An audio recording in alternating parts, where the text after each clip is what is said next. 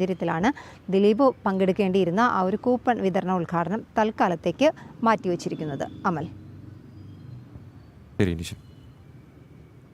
സംസ്ഥാനത്ത് സൗജന്യ dialysis മുടങ്ങിയതോടെ ദുരിതത്തിലായി വൃക്കരോഗികൾ. Medical services corporation കോടികളുടെ കുടിശ്ശിക വരുത്തിയതോടെ കമ്പനികൾ മരുന്ന് വിതരണം നിർത്തി. 5 കോടി രൂപയാണ് കമ്പനിക്ക് സർക്കാർ നൽകാനുള്ള കുടിശ്ശിക. വിവരങ്ങളുമായി ശ്രീനന്ദ എസ് പി ചേർന്നു. ശ്രീനന്ദ, നമ്പർ 1 കേരളം എന്നൊക്കെയാണ് പറയുന്നത് ആരോഗ്യത്തിൻ്റെ കാര്യത്തിൽ. പക്ഷേ അതോടൊപ്പം തന്നെ ഒരു ഏറ്റവും ഒടുവിൽ ലഭിക്കുന്ന ഒരു വിവരമാണ് ഈ ഒരു സംസ്ഥാനത്ത് സൗജന്യ ഡയാലിസിസ് മുടങ്ങിയതോടെ വൃക്കരോഗികൾ ദുരിതത്തിലായിരിക്കുന്നു എന്നൊരു സാഹചര്യം. മെഡിക്കൽ സർവീസസ് കോർപ്പറേഷൻ കോടികളുടെ കുടിശ്ശിക വരുത്തിയതോടെ കമ്പനികൾ മരുന്ന് വിതരണം നിർത്തിയിരിക്കുകയാണ്. 5 കോടി രൂപയാണ് കമ്പനിക്ക് സർക്കാർ നൽകാനുള്ള കുടിശ്ശിക. വിവരങ്ങളുമായി ശ്രീനന്ദ ചേർന്നുണ്ട്. ശ്രീനന്ദ, നമുക്കറിയാം ഈ ഒരു 2 കാര്യങ്ങളാണ് സർക്കാരിൻ്റെത്. ഒന്ന്, അധിക ദൂർത്തും അതോടൊപ്പം തന്നെ മെഡിക്കൽ രംഗത്ത്, ആരോഗ്യ രംഗത്ത് ഉള്ളൊരു അനാസ്ഥയും. ഈ രണ്ട് കാര്യങ്ങളും ഒരുപോലെ ബാധിക്കുന്ന ഒരു സാഹചര്യം. അതാണ് ഈ വൃക്കരോഗികളുടെ സൗജന്യ ഡയാലിസിസ് മുടങ്ങിയതോടെ സംഭവിച്ചിരിക്കുന്നത്. എന്തൊക്കെയാണ് വിശദവിവരങ്ങൾ?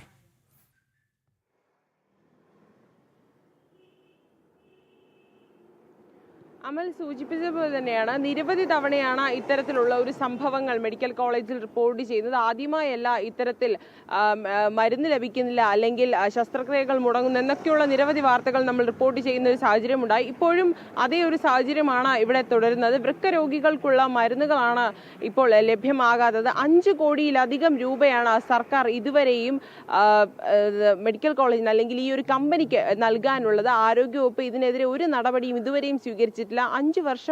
5 കോടി രൂപ എന്ന് പറയുന്നത് ചെറിയൊരു തുകയല്ല. നിരവധി തവണ അവർ ഒരുപാട് കാര്യങ്ങൾ ആരോഗ്യവകുപ്പിനെ അതുപോലെ തന്നെ DMO ഒക്കെ അറിയിച്ചിരുന്നു. പക്ഷേ എന്നിട്ടും യാതൊരുവിധ നടപടിയും ഇതുവരെയും സ്വീകരിച്ചിട്ടില്ല എന്നുള്ളതാണ് വാസ്തവകരമായ കാര്യം. എന്തായാലും ഇതിനെതിരെ ഒരു നടപടിക്ക് രോഗികൾ എല്ലാവരും തന്നെ ഒരു സമരമോ അല്ലെങ്കിൽ അതിനെതിരായ ഒരു രീതിയിലേക്ക് കടക്കാനുള്ള ഒരു തീരുമാനത്തിലേക്കാണ് ഇപ്പോൾ എത്തിയിരിക്കുന്നതെന്ന് നമുക്ക് മനസ്സിലാക്കാൻ സാധിക്കുന്നത്. എന്തായാലും ഈ ഒരു 1 കോടി 5 കോടിയിൽ 1 കോടി രൂപ മാത്രമാണ് സർക്കാർ ഇതുവരെ നൽകിയിട്ടുള്ളത്, ഈ കമ്പനിക്ക് നൽകിയിട്ടുള്ളത്. ഈ കമ്പനിക്ക് നേരെ ഇവർ കാണിക്കുന്ന, വിതരണക്കാർക്ക് മുന്നിൽ കാണിക്കുന്ന ഒരു അനീതിയാണിത്. കാരണം നിരവധി തവണ നമ്മൾ ശസ്ത്രക്രിയക്കുള്ള ഉപകരണങ്ങളായിക്കോട്ടെ നൽകുന്നില്ല എന്നുള്ള അല്ലെങ്കിൽ കൃത്യമായ അതിൻ്റെ പണം നൽകുന്നില്ല എന്നുള്ള വാർത്തകളൊക്കെ തന്നെ നമ്മൾ നൽകിയിട്ടുള്ളതാണ്. അതിൻ്റെ ഇടയിലാണ് ഇത്തരത്തിൽ വൃക്കരോഗികൾക്കുള്ള മരുന്നുകളൊന്നും തന്നെ നൽകുന്നില്ല എന്നൊരു വാർത്ത പുറത്തു വരുന്നതിൽ ഇതിൽ നമ്മൾ മനസ്സിലാക്കേണ്ടത് ഒരു വൃക്കരോഗിക്ക് ഒരു ദിവസം ഡയാലിസിന് ചിലവാകുന്നത് 2000 രൂപയാണ്. സാധാരണക്കാർക്ക് മെഡിക്കൽ കോളേജ് എന്ന് പറയുന്നത് വളരെ അഫോർഡബിളായി അവർക്ക് മരുന്നുകൾ വാങ്ങിക്കാനും മറ്റ് സൗകര്യങ്ങൾക്കുമുള്ള ഒരു സ്ഥലമാണ്. അത്തരത്തിലുള്ള സ്ഥലത്താണ് ഇത്തരത്തിലുള്ള അനീതി നടക്കുന്നതെന്നുള്ളതാണ്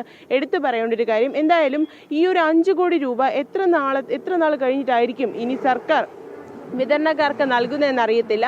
കാരണം ഈ ഒരു സാഹചര്യം നിലനിന്നു പോയാൽ ഇനി വരുന്ന ശസ്ത്രക്രിയകളായിക്കോട്ടെ അല്ലെങ്കിൽ വൃക്കരോഗികളുടെ മറ്റ് ആരോഗ്യ പ്രശ്നങ്ങളൊക്കെ തന്നെ ഉള്ള രോഗികളുണ്ട്, ഇപ്പോഴും ചികിത്സയിൽ കഴിയുന്നവരുണ്ട് മെഡിക്കൽ കോളേജിൽ. അപ്പോൾ അവരുടെ എല്ലാം അവസ്ഥയെന്ന് പറയുന്നത് വളരെ പരിതാപകരമാകുമെന്നൊരു സ്ഥിതിയിലേക്കാണ് ഇപ്പോൾ എത്തിച്ചേരുന്നത്. എന്നാൽ ആരോഗ്യവകുപ്പ്, ആരോഗ്യമന്ത്രിയോ ഇതിനെതിരെ യാതൊരുവിധ നടപടിയും അല്ലെങ്കിൽ ഇതിനെ പ്രതികരിക്കാൻ കൂടി അവർ തയ്യാറായിട്ടില്ല എന്നുള്ളതാണ് വാസ്തവകരമായ കാര്യം. ഇനി രോഗികൾ പുറത്തേക്ക് ഇറങ്ങി വന്ന് ഈ പ്രശ്നം എന്താണെന്നുള്ള കാര്യങ്ങളൊക്കെ പറഞ്ഞ് മനസ്സിലാക്കിയാൽ മാത്രമായിരിക്കാം ചിലപ്പോൾ ആരോഗ്യവകുപ്പ് ഇതിനെതിരെ നടപടി സ്വീകരിക്കുക എന്നാണ് നമുക്ക് മനസ്സിലാക്കാൻ സാധിക്കുന്നത്. അമൽ. ഇനി ശബരിമല സ്വർണ്ണക്കവർച്ച വാർത്തകളിലേക്കാണ്. വിറ്റുവോ വിശ്വാസം?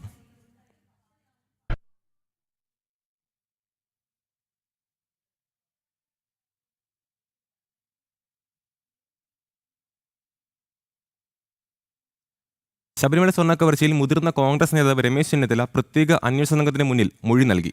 കേസിലെ അന്താരാഷ്ട്ര വിഗ്രഹ കള്ളക്കടത്ത് സംഘത്തിന്റെ ബന്ധം സംബന്ധിച്ചാണ് മൊഴി നൽകിയത്. തനിക്കറിയാവുന്നതെല്ലാം SIT അറിയിച്ചെന്ന് മൊഴി നൽകിയ ശേഷം ചെന്നിത്തല മാധ്യമങ്ങളോട് പ്രതികരിച്ചു. വിവരങ്ങളുമായി പ്രശാന്ത് ശങ്കരമൂർത്തി ചേർന്നു. പ്രശാന്ത്, ശബരിമല സ്വർണ്ണക്കവർച്ച കേസിൽ അന്താരാഷ്ട്ര കള്ളക്കടത്ത് സംഘത്തിന്റെ ബന്ധമുണ്ട് എന്നൊക്കെയായിരുന്നു രമേശ് ചെന്നിത്തല പറഞ്ഞിരുന്നത്. അതിനുള്ള തെളിവുകൾ തങ്ങളുടെ പക്കലുണ്ട്, അല്ലെങ്കിൽ തന്റെ പക്കലുണ്ട് എന്നും രമേശ് ചെന്നിത്തല പറഞ്ഞിരുന്നു. ഈ മൊഴി നൽകിയ സാഹചര്യത്തിൽ ഏതെങ്കിലും തരത്തിലുള്ള രേഖകൾ അല്ലെങ്കിൽ തെളിവുകൾ ഹാജരാക്കിയിട്ടുണ്ടോ? എന്തൊക്കെയാണ് വിവരങ്ങൾ പ്രശാന്ത്?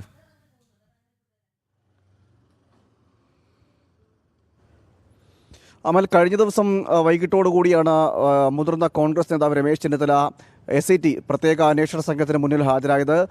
തിരുവനന്തപുരത്തെ ഈഞ്ചക്കലെ പ്രത്യേക അന്വേഷണ സംഘത്തിൻ്റെ ക്രൈംബ്രാഞ്ച് ഓഫീസിലാണ് രമേശ് ചെന്നിത്തല മൊഴി നൽകാനെത്തിയത്. കേസുമായി ബന്ധപ്പെട്ട ശബരിമലയിലെ സ്വർണ്ണക്കവർച്ചയുമായി ബന്ധപ്പെട്ട കേസിലാണ് രമേശ് ചെന്നിത്തലയുടെ മൊഴിയെടുപ്പ് നടന്നത്. അതായത് ഈ സ്വർണ്ണക്കവർച്ചയിൽ ആ സ്വർണ്ണപ്പാളികൾ അന്താരാഷ്ട്ര മാർക്കറ്റിൽ അല്ലെങ്കിൽ അന്താരാഷ്ട്ര രാജ്യാന്തര കള്ളക്കടത്ത് സംഘത്തിന് വിറ്റു എന്നതടക്കമുള്ള വിവരങ്ങൾ ലഭിച്ചിരുന്നു. അതിൻ്റെ അടിസ്ഥാനത്തിലാണ് ഈ മൊഴിയെടുപ്പ് എന്നതടക്കമുള്ള കാര്യങ്ങളാണ് പറയുന്നത്. അതായത് രമേശ് ചെന്നിത്തലയുടെ ഒരു പ്രവാസി വ്യവസായിയാണ് ഇക്കാര്യം പറയുന്നത്. അതായത് ഈ സ്വർണ്ണപ്പാളികളെല്ലാം അന്താരാഷ്ട്ര മാർക്കറ്റിൽ വിൽക്കുന്ന ഒരു സാഹചര്യം ഉണ്ടായി. 500 കോടിക്ക് മുകളിൽ ഇത് വിറ്റു എന്നതടക്കമുള്ള പുരാവസ്തു